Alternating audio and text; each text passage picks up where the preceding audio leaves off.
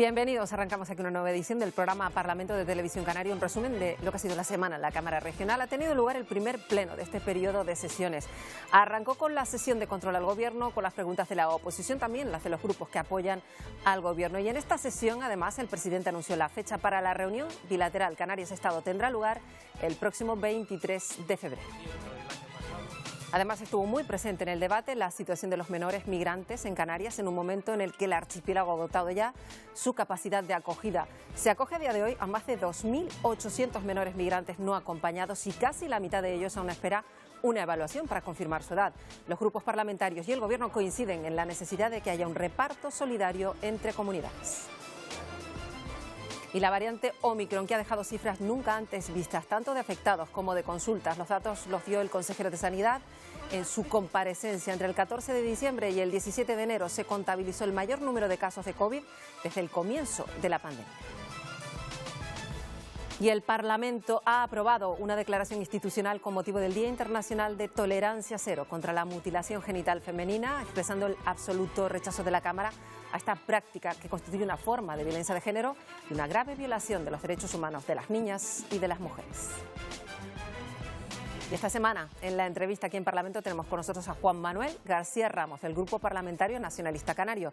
Es el diputado más veterano. Con él hemos hablado de los asuntos de actualidad y de los retos del nacionalismo en este año preelectoral.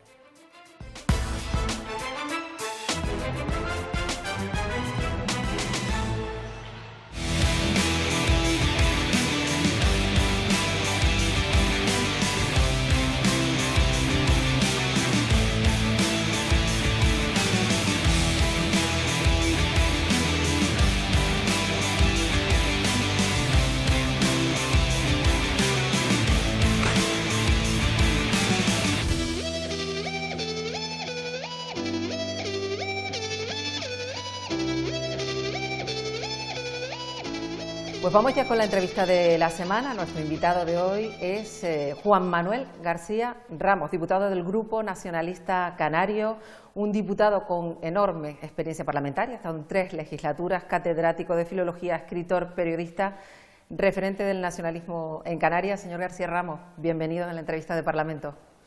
Pues aquí estamos, a ver qué pasa. Bueno, además el diputado más veterano de cuantos hay en esta Cámara, ¿no? Sí, eso es un grado. Una carga que llevo, eso desde luego. Pero bueno, sí, soy el decano. Bueno, pues vamos a hablar de muchos de los asuntos que marcan la actualidad y queremos empezar con uno que ha sido noticia en el debate que ha habido esta semana en el Pleno. Se ha vuelto a hablar de migración, ha habido comisión de hecho y se ha hablado de la situación en concreto de los menores migrantes, una crisis humanitaria que nos afecta de lleno. ¿Qué diagnóstico hace de la situación en cuanto a la migración en Canarias? No, la migración es un problema que tenemos. Nosotros somos una de las puertas de entrada a Europa. Están las puertas del Mediterráneo, las puertas del Cáucaso, pero nosotros es la puerta y quizá la puerta donde más muertes está habiendo, ¿no?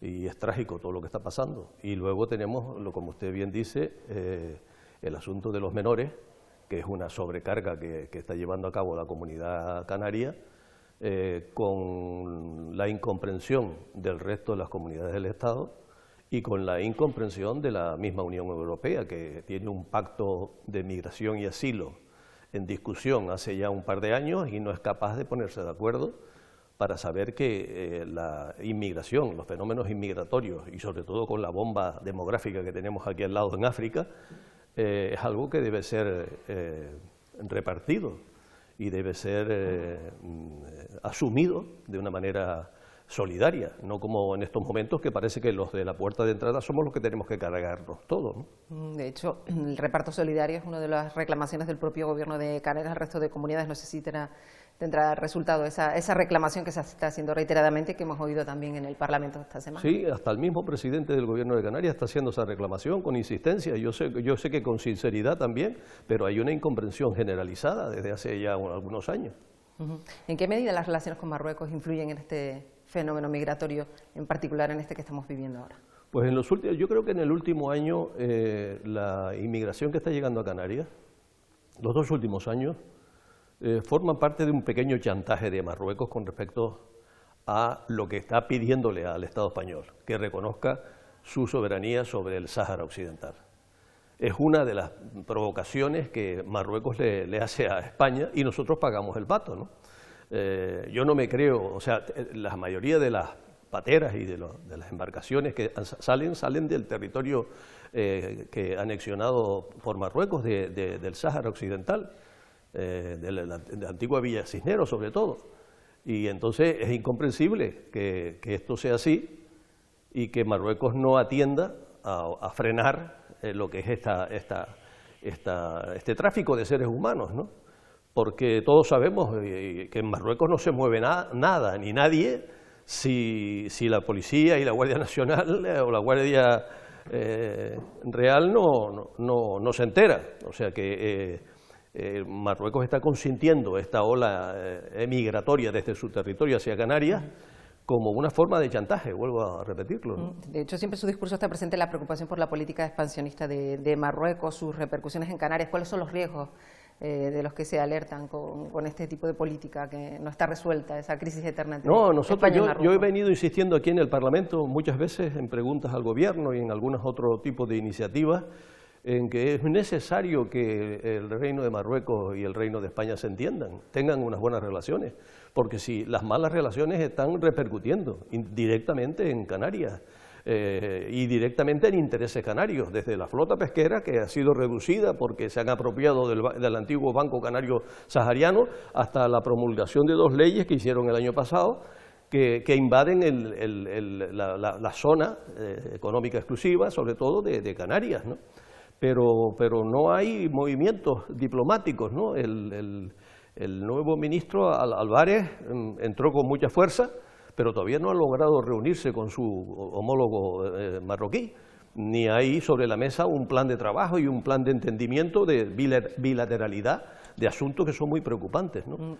O sea que hay una especie de pasividad por parte del gobierno español y desde luego una pasividad mucho más intencionada por parte del gobierno de Marruecos, ¿no? Ahora hay una reunión importante de la Comisión Bilateral Canarias-Estado, que hacía tiempo que no se reunía, en el que se van a abordar asuntos, por ejemplo, como la migración y en concreto el tema de los menores, pero las relaciones con Marruecos no van a estar en esa reunión, parece, ni el tema famoso de las aguas pues tienen la obligación de estar, porque yo lo he recordado aquí también, en el artículo 198 del nuevo Estatuto de Autonomía, el aprobado en el 2018, está que Canarias tiene competencias con respecto al Estado en asuntos de tratados internacionales que le competan sobre todo en virtud de su geografía, ¿no?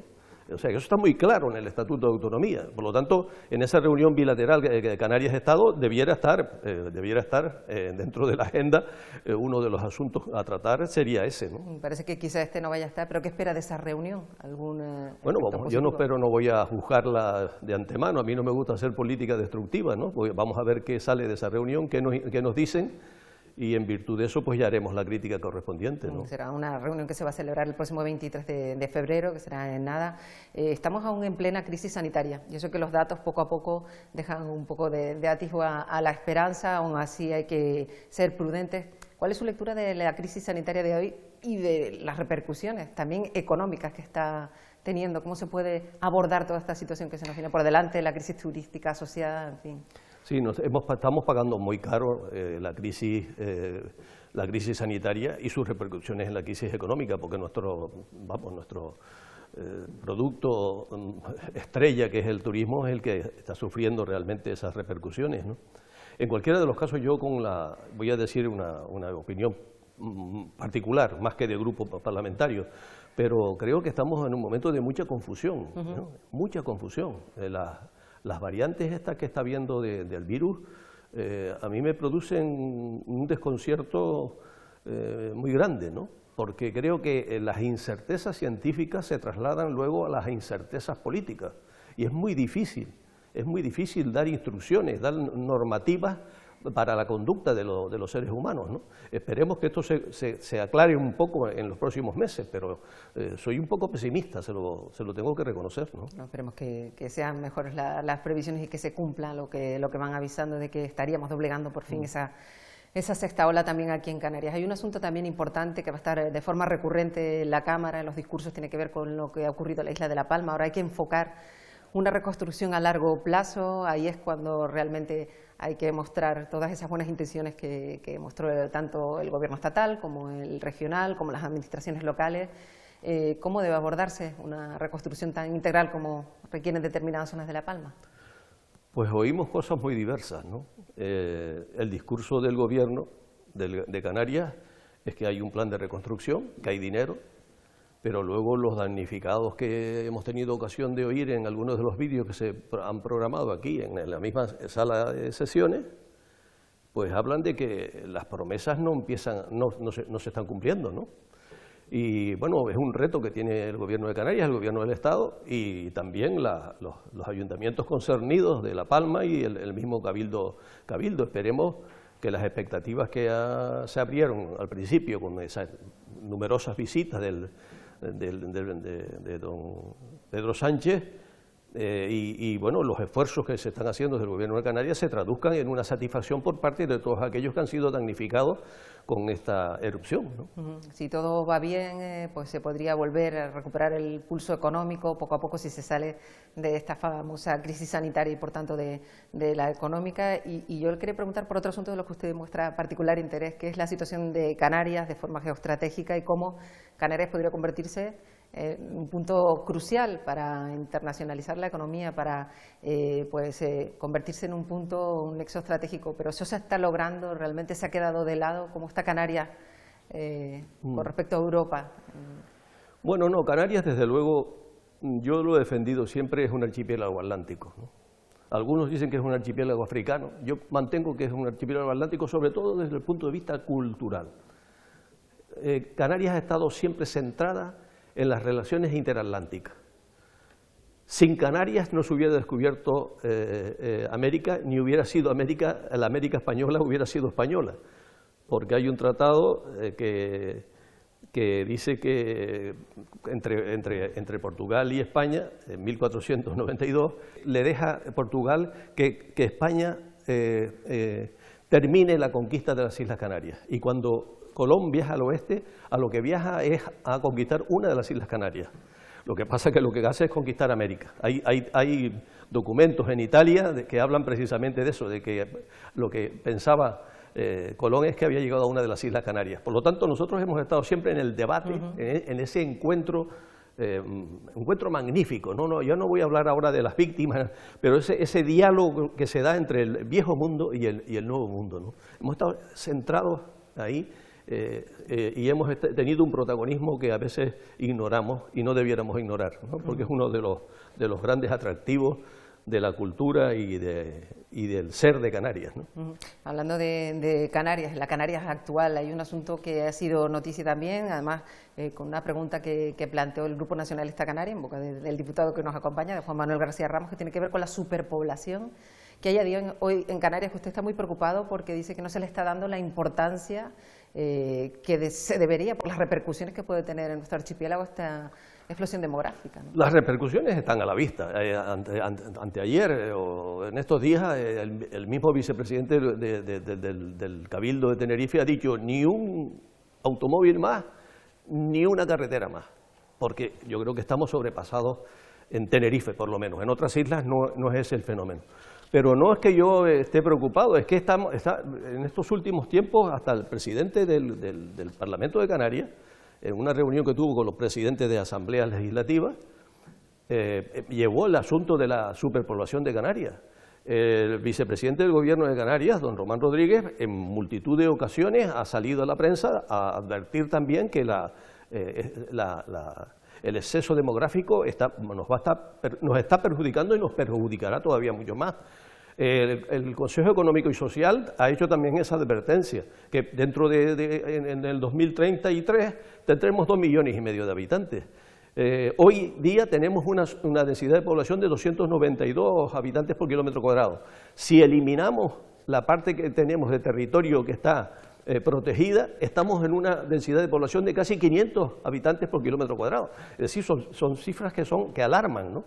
Y a pesar de que ha habido algunas advertencias desde las directrices de 2003, desde un acuerdo que hubo del gobierno de Zapatero con el gobierno de don Adán Martín en 2005 para crear un grupo de trabajo y estudiar este asunto, o una reunión, un acuerdo, hay una directiva del Parlamento Europeo del 2008 que la llevó a cabo un informe que hizo la europarlamentaria francesa Margie Sidre, que ya hablaba de que en las islas ultraperiféricas había que tener mucho cuidado con la inmigración y sobre todo con la demografía. O sea que todo esto está ya más que discutido.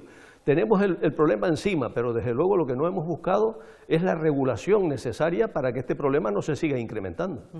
Vamos, si le parece, con un ámbito que conoce usted perfectamente, las universidades canarias. Usted también apuesta por retener el talento que se logra aquí en Canarias, en nuestras islas. ¿En qué papel deberían desempeñar los centros universitarios de Canarias? No, las universidades es una de mis preocupaciones en esta Cámara, ¿no? Desde luego, por supuesto. Estoy contento porque en los últimos presupuestos hubo una inyección ahí de 10 millones, 5 para cada universidad, que no estaban previstos, porque las universidades tienen hoy día graves problemas. Nuestras universidades públicas tienen graves problemas. Problemas de rejuvenecimiento de plantillas, ¿no? Yo estoy ahora de profesor emérito, pero hace falta meter gente joven, ¿no? Problemas de infraestructuras, las infraestructuras se han quedado muy viejas, y luego problemas para tener una ciencia de excelencia, ¿no? De que tengamos investigadores que puedan trabajar con solvencia y con medios y con recursos, ¿no? Y todo esto hay que atenderlo, porque si no, las universidades son el motor de lo que puede ser el futuro de Canarias, no solo el futuro cultural, sino el futuro económico y hasta el futuro político, ¿no? Vamos a hablar ahora de este año que tenemos por delante, porque no es cualquier año, es el año antes de las elecciones, y eso se va a notar probablemente en el debate a medida que vayan pasando los meses. Yo le quería preguntar, en este último año de la 10ª legislatura, ¿qué espera para la propuesta nacionalista, con vistas ya puestas en las próximas elecciones de 2023? Bueno, yo lo que pienso es que tenemos por delante tareas muy claras, y es el desarrollo del Estatuto aprobado en 2018, donde vamos a tener que darle mayor categoría a lo que es la autonomía de Canarias, el autogobierno de Canarias, y luego también desarrollar y luchar por ese régimen económico y fiscal, que es uno de nuestros fueros desde el principio de la conquista, y que está teniendo serios problemas con el gobierno del Estado, y sobre todo con la ministra de Hacienda, ¿no? Yo creo que esas son las dos grandes asignaturas que por las que nos debemos preocupar, no solo en los años que quedan ahora de esta legislatura, sino en la próxima, ¿no? ¿Y qué opina del debate político que se está polarizando de nuevo, además, en el antiguo bipartidismo? Parece que se amplió el grupo de partidos, pero de nuevo el debate vuelve a ser casi bipolar. ¿Cómo puede entrar en este juego el mensaje nacionalista canario? Tiene dificultades. Cuanto más se polarice la política española, PP-PSOE, más sufrirá el nacionalismo canario. Y sobre todo si el nacionalismo canario sigue en la situación en la que está. Usted apuesta por la unión del nacionalismo. Yo estoy por la unión, y mi partido, el PNC, ha estado siempre por la unión, pero la unión no se produce, la unidad no se produce. Y todo lo que sea fragmentar las ofertas nacionalistas desde Canarias es hacerle un favor al Estado y a ese bipartidismo al que usted se refiere, ¿no? Y bueno, lo criticamos, lo decimos, pero no lo fraguamos, ¿no? No, la unidad no se fragua. Y entonces es un peligro que corremos, sobre todo porque, como usted bien dijo también, cuando las cosas se polarizan, pues la gente tiende a ir a un lado o ir a otro, pero se olvida de que también hay otra opción, que es la opción nacionalista canaria, ¿no? Muy necesitada. Bueno, estamos casi ya terminando. Sí me gustaría preguntarle, pues, ¿qué debería, a su juicio, saber los ciudadanos de Canarias de lo que se realiza aquí? Esta semana se ha pedido incluso que la televisión canaria, que con programas como este trata de dar a conocer a los ciudadanos lo que se hace aquí, el trabajo que se realiza. Deberían saber los ciudadanos que aquí pues se hace mucho más que solo los plenos, que se trabaja realmente por el día a día de los ciudadanos, por las cosas que más le afectan, ¿no? Quizá ese mensaje, a su juicio, no llega del todo. Pues yo creo que tiene razón. Muchas veces, muchos de los debates que aquí tenemos no llegan a la calle. Y muchos de los problemas que hay en la calle no llegan aquí con la prontitud que debieran llegar. Yo creo que eso es un problema que tenemos. Y también es que hay muchas iniciativas, quizá excesivas iniciativas, que algunos compañeros miden más sus iniciativas por la cantidad que por la calidad. Yo estoy por la calidad siempre, que no están conectadas con la urgencia necesaria con lo que está sucediendo al margen de estos muros, ¿no? Y de estas paredes, ¿no? Bueno, pues esperemos que con programas como este aquí en Televisión Canaria ayudemos para que la gente entienda que, bueno, el trabajo que se realiza y que realizan diputados como Juan Manuel García Ramos, al que le agradecemos muchísimo que haya estado hoy con nosotros. Hasta una próxima ocasión. Gracias a ustedes.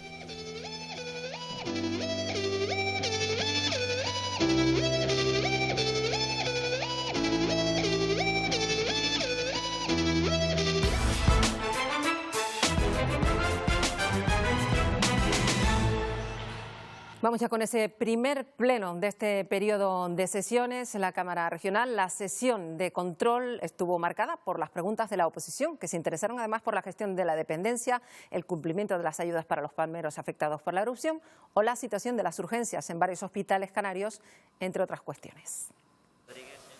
El Grupo Nacionalista trasladó las quejas de los sanitarios ante una situación que describió como caótica para la que exigió soluciones. ¿Y qué medidas ha tomado ya su gobierno para subsanar esta situación extrema que sufren nuestros sanitarios? Un plan de contingencia en un centro hospitalario que es el que padece por razones diversas y que la solución es la ampliación del mismo, situaciones de espacio y también de personal. Los populares solicitaron un cambio radical en la gestión de la dependencia, exigiendo la dimisión de la consejera de Derechos Sociales.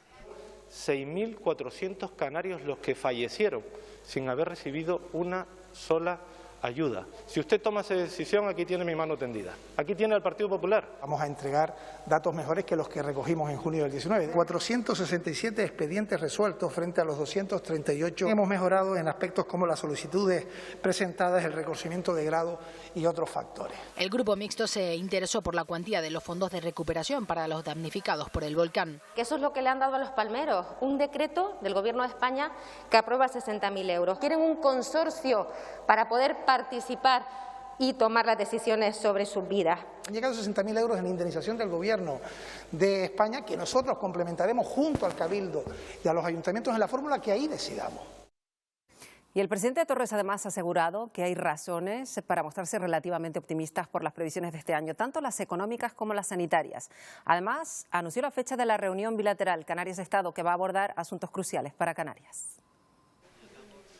El próximo 23 de febrero tendrá lugar la Comisión Bilateral Canarias-Estado. Será la oportunidad, dice Nueva Canarias, de exigir transferencias en materia de costas, carreteras o migraciones. No digo que nunca se haya escuchado a Canarias, pero la realidad es que no está sucediendo, se está incumpliendo con ese precepto del Estatuto de Autonomía. Las controversias que puedan existir entre las dos administraciones se tienen que plantear, entre ellas cuestiones que tienen que ver con el marco migratorio, y no solamente los que son mayores de edad, sino también los que son menores, en el que hay que hacer una aclaración, sobre todo el marco legislativo actual.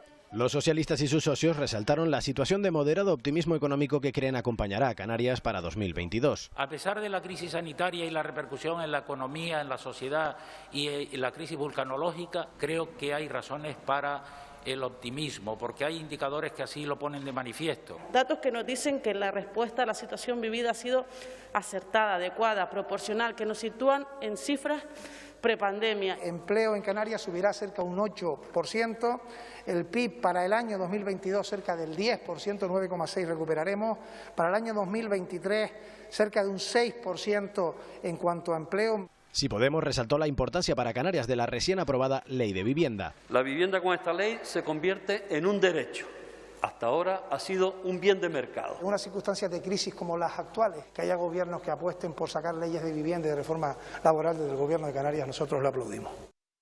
Y Canarias está más cerca de asumir la competencia sobre su litoral, tal y como determina la última reforma del Estatuto de Autonomía. Está previsto que la Comisión Mixta de Transferencias se reúna también el 23 de febrero en las islas. La competencia sobre costas no es la única, pero sí la más compleja entre las que va a asumir ahora Canarias. Eso es una titularidad estatal y, por lo tanto, eso hace que tengamos que asistir a una confluencia de competencias compartidas entre el Estado de la Comunidad Autónoma de Canarias, entre competencias que van a ser exclusivas de desarrollo por parte de la Comunidad Autónoma de Canarias y competencias que quedarán en manos del Estado. También se habló de migración y de un tema acuciante, la capacidad ya desbordada para atender a menores no acompañados que llegan en patera. Canarias sigue reclamando la solidaridad del resto de España y también de Europa. El archipiélago acoge a día de hoy más de 2.800 menores migrantes no acompañados y casi la mitad de ellos aún espera a una evaluación para confirmar su edad. Contrastarlo es necesario porque se ha detectado que muchos de estos jóvenes que llegan dicen ser menores, pero en realidad no lo son y conviven con menores en los centros. Por esa razón, desde el Gobierno canario se solicita un diagnóstico más rápido de la edad y compartir la acogida de menores entre comunidades autónomas. Hay un alto índice, un alto porcentaje de esas personas que luego no eran menores, con los riesgos que esto conlleva, que convivan personas adultas con niños y niñas. Por eso hemos pedido al Ministerio del Interior, que nos lo denegó en un primer momento, el que pues entidades protectoras de la infancia y la familia puedan hacer esa primera evaluación a pie de costa con las fuerzas de seguridad del Estado. Nos lo denegó a causa del COVID, esperamos, lo hemos vuelto a reclamar, esperamos que ahora nos dé el ok. Además, esta semana ha habido una nueva jornada de trabajo de la comisión que estudia precisamente el fenómeno migratorio. Ha sido también en el Parlamento y en esta ocasión con la presencia del Observatorio Canario para la Inmigración. Han reclamado un nuevo pacto canario político y social. En esta materia también la Asociación Unificada de la Guardia Civil, que denuncia la falta de efectivos y la precariedad de los medios materiales para la vigilancia. Un pacto canario de inmigración lleguen a un acuerdo de mínimos, de elementos básicos para intentar afrontar la gestión de estos fenómenos. Las plantillas, como decimos, de las unidades de la Guardia Civil requieren, y recalcamos, urgentemente ser aumentadas. La descripción de los medios materiales y técnicos no pueden merecer una valoración positiva. Las embarcaciones tienen muchas horas de mar y se han quedado obsoletas. La variante Omicron ha dejado cifras que nunca se habían visto, tanto de afectados como de consultas. Los datos los dio esta semana el consejero de Sanidad, Blas Trujillo, en el Parlamento. Aunque las cifras mejoran poco a poco, ha dicho no hay que bajar la guardia. Entre el 14 de diciembre y el 17 de enero se contabilizó el mayor número de casos COVID desde el comienzo de la pandemia. Es lo que tardó la variante Omicron en alcanzar la hegemonía total en Canarias. A partir de la mitad de enero se invierte la tendencia y se consolida a la baja. Se está encauzando esta sexta ola, aún así no podemos negar que los datos que tenemos actualmente están pues aún por encima. Creo que estamos teniendo mucha suerte con Omicron, que a pesar de ser tan contagiosa, nos ha pillado ya con casi 3 vacunas a una gran parte de la población. Las bajas médicas se dispararon en España un 632% en el mes de diciembre, un 632%, perdón, en el mes de enero. Esta contagiosidad levantó muchas alarmas en el conjunto de la sociedad y por eso también nos gustaría saber esas medidas concretas puestas en marcha de su consejería. Precisamente a la respuesta de la sanidad canaria a la expansión de Omicron se ha dirigido la oposición. Las cifras son malas, terribles, en esta sexta ola para Canarias. Y si no decimos esto, no estamos diciendo la verdad. Todas esas personas que llaman al teléfono COVID y no se lo han cogido, que le dan cita 15 días después para el médico de atención primaria. Creo que hay que retomar el diálogo con el personal del Hospital Insular. Tenemos médicos que también se están marchando del Hospital Dr. Negrín. El consejero de Sanidad expuso al Pleno la evolución de la sexta ola en Canarias y las medidas adoptadas. En la atención primaria se han puesto en marcha, en la atención primaria y en la hospitalaria, los planes de contingencia en función de las capacidades de cada uno de los centros, de sus recursos y priorizando evidentemente lo urgente y los casos oncológicos. El perfil de los pacientes más afectados por la variante Omicron en Canarias es el de personas con más de 80 años y dolencias previas. El primer debate parlamentario del año finalizó con proposiciones no de ley en materias diversas, casi todas acordadas de forma unánime. La única que no encontró consenso al completo fue la que censuró las declaraciones homófobas de hace una semana del obispo Bernardo Álvarez. 6 de las 7 proposiciones no de ley del orden del día fueron aprobadas por unanimidad, entre ellas algunas de especial relevancia, como el requerimiento de personal y material en las aduanas portuarias para evitar el bloqueo de mercancías en fines de semana. Establecer las medidas oportunas encaminadas a agilizar la entrada de mercancías como la salida en nuestro territorio. También el restablecimiento del transporte urgente sanitario en las zonas afectadas por el volcán de La Palma tras el fin de la emergencia. ¿Cómo vamos a querer todos todas esas propuestas, todos esos proyectos, todos esos planes de recuperación que nos han contado aquí, cuando no han sido capaces de mantener una triste ambulancia. O la solicitud al ente Radio Televisión Canaria de la emisión de las preguntas al presidente durante las sesiones de control de los plenos parlamentarios. Que vean al Gobierno, a la oposición, a los distintos grupos parlamentarios y diputados que conozcan de primera mano los asuntos que nos ocupan y nos preocupan en cada pleno.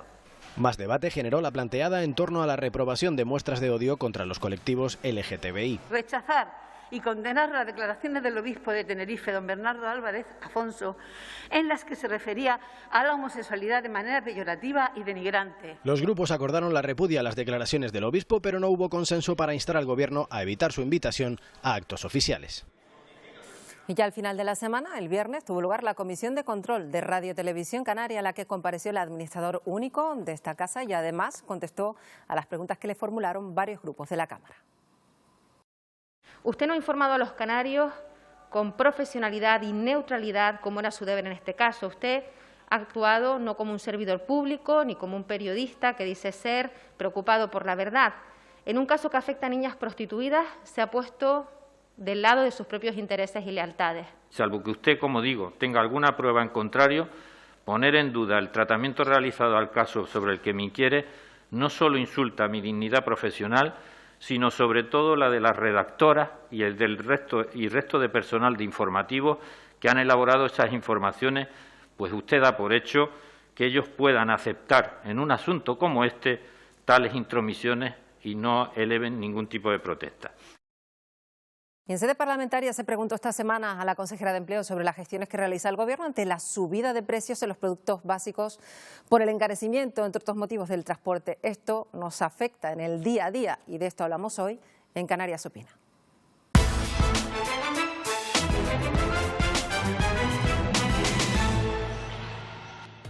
El índice de precios al consumo, el IPC, que sirve de referencia para el aumento del coste de la vida, creció en Canarias un 5,8% en diciembre de 2021 con respecto al mismo mes de 2020. Hace exactamente 30 años que nuestro país no vivía una cifra de inflación interanual tan elevada.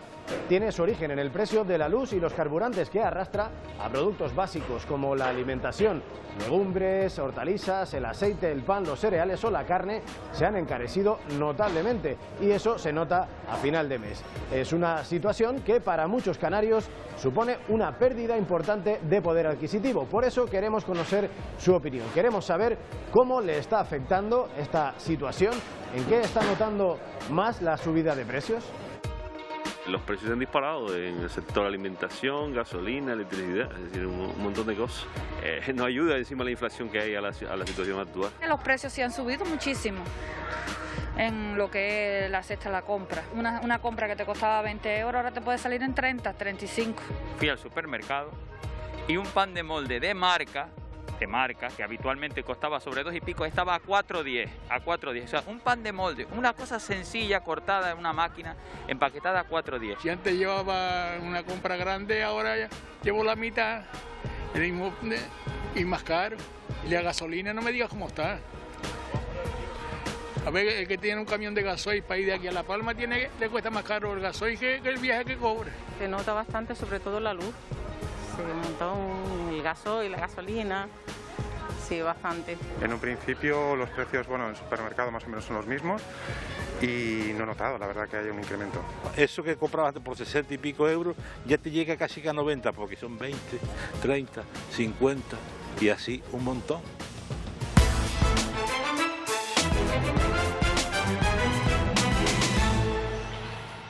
El Parlamento de Canarias ha aprobado este martes una declaración institucional. El motivo, el Día Internacional de Tolerancia Cero contra la Mutilación Genital Femenina. El texto expresó el absoluto rechazo de la Cámara a esta práctica que constituye, dicen, una manifestación más de violencia de género y una grave violación de los derechos humanos de las niñas y de las mujeres. Se apuesta por la educación, la prevención y la información ante esta grave realidad que amenaza también a más de 700 niñas aquí en Canarias. Canarias nos encontramos con 517 niñas en la provincia de Las Palmas y 244 en la provincia de Santa Cruz de Tenerife. Según la asociación DIMBE, que realiza un importante trabajo en este ámbito en Canarias, la mutilación genital femenina se ha convertido en una realidad social en el archipiélago y exige ser abordada desde diferentes ámbitos profesionales, comunitarios y perspectivas con el propósito también de luchar contra la exclusión social de esta población. El mar es el ecosistema más frágil ante el cambio climático. Se cree que la vida podría incluso desaparecer de los océanos antes de que finalice el siglo. Esta semana se ha presentado en el Parlamento el proyecto CanBio. Se va a hacer un diagnóstico sobre la situación actual de los fondos marinos canarios y a partir de aquí se tratará de revertir en lo posible las consecuencias del cambio climático. Son precisamente las especies marinas las que están sufriendo en mayor medida los efectos perversos del cambio climático, con una desaparición realmente importante. Estamos en una situación en la que nos enfrentamos ya a cambios, hemos desencadenado este cambio climático y este cambio global y va a ser necesario no solamente dejar o reducir las emisiones, sino eliminar parte del CO2 que hemos emitido durante todos estos años a la atmósfera. Bueno, pues con imágenes de estos fondos marinos de aquí de Canarias que hay que proteger, pues nos vamos a ir por esta semana. Recuerden que regresamos en 7 días. Les esperamos. Adiós.